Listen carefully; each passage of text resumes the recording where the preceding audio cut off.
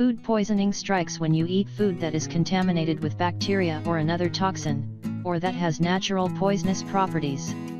The painful symptoms usually subside on their own after few days, when the source of the poisoning has left your body, but there are actions you can take in the meantime to make yourself more comfortable and speed up your recovery. In severe cases, you may need to seek medical attention.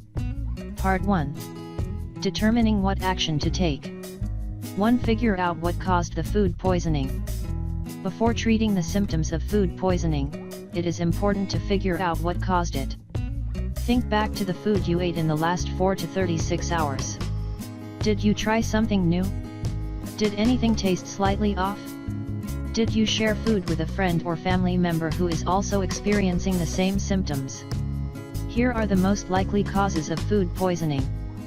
Food that has been contaminated by E. coli, salmonella, and other types of bacteria. Bacteria are usually killed when food is cooked and handled properly, so this type of food poisoning usually results from undercooked meat or food that was left sitting out without refrigeration. Poisonous fish, such as puffer fish, are also a common source of food poisoning. Puffer fish should not be consumed unless it has been prepared by staff at a restaurant that is certified to do so. Poisonous wild mushrooms, looking identical to edible mushrooms, can also cause food poisoning. 2. Decide if immediate medical attention is necessary. Food poisoning that was caused by bacteria, especially when it strikes an otherwise healthy person, is usually treatable at home. However, depending on the source of the food poisoning and the age of the person who has it, it may be necessary to seek medical help immediately. Call a doctor under the following circumstances. If the food poisoning is due to poisonous fish or mushrooms. If patient is an infant or a young child. If the patient is pregnant. The person with food poisoning is over 65 years of age. The person with food poisoning is experiencing severe symptoms, such as trouble breathing, dizziness or fainting, or vomiting blood. Part 2. Relieving the symptoms of food poisoning.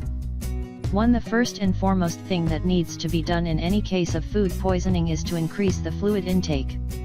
It is easier for the toxins to get flushed out of your system if your water intake is good.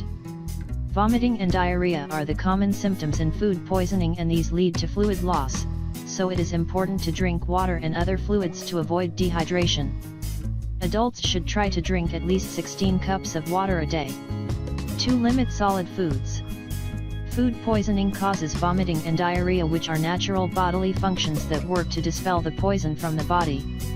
Eating more solid foods will cause more vomiting and diarrhea, so it's best to avoid eating big meals until one is feeling better. It should go without saying that you should avoid eating the food that caused the poisoning. If you aren't sure what caused it, forego eating anything that hasn't been freshly prepared right before you consume it. If you get tired of subsisting on broth and soup, eat plain foods that won't upset your stomach, like bananas, plain boiled white rice or dry toast. Herbal tea, especially mint tea, contains properties that calm the stomach. Try drinking a few cups of peppermint tea to stay hydrated and reduce your nausea. Ginger ale and lemon or lime soda can also help with rehydration, and the carbonation helps settle your stomach. Avoid coffee, alcohol, and fluids that cause dehydration. 3. Replace electrolytes.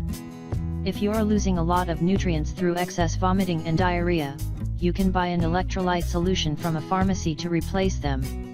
Gatorade or Pedialyte will work fine. 2. 4. Get plenty of rest. You'll probably feel weak and tired after going through the symptoms of food poisoning. Sleep as much as you need to help your body recover faster. 5. Avoid medications. Over-the-counter medications meant to prevent diarrhea and vomiting can actually slow your recovery by impeding the natural functions that eliminate the source of the food poisoning. Part 3. Preventing food poisoning. 1. Wash your hands, dishes, and kitchen surfaces. Food poisoning is often caused by bacteria that get transferred to food by way of unwashed hands, dishes, cutting boards, utensils, or work surfaces. Take the following measures to prevent getting food poisoning this way. Wash your hands with warm, soapy water before preparing food. Wash your dishes and utensils in warm, soapy water after they have been used. Use a cleanser to wipe down your counters, tables, cutting boards and other kitchen surfaces after preparing a meal, especially one that includes raw meat. To store food properly.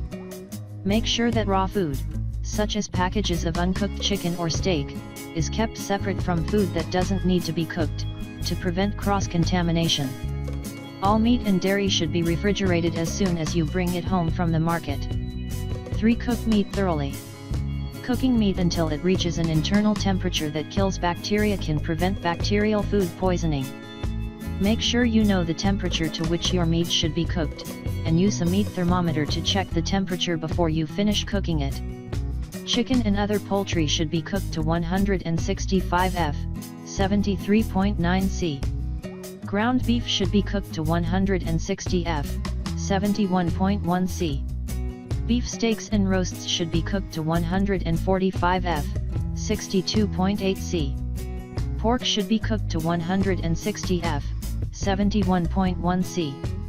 Fish should be cooked to 145 F, 62.8 C. 4. Don't eat wild mushrooms. Foraging for wild mushrooms has become a trend in recent years, but unless you are looking for mushrooms under the guidance of an expert, eating freshly picked mushrooms should be avoided. Even scientists have trouble distinguishing some edible and poisonous mushroom species without the aid of biological tests. Tips: don't risk eating food that has been sitting in your refrigerator for a while. When in doubt, throw it out. Suck on ice or juice cubes to help manage nausea and keep yourself hydrated. Try to avoid too much of outside food. If you liked the video, give it a thumbs up and share it with your friends. For more recipes and tips, subscribe to the channel.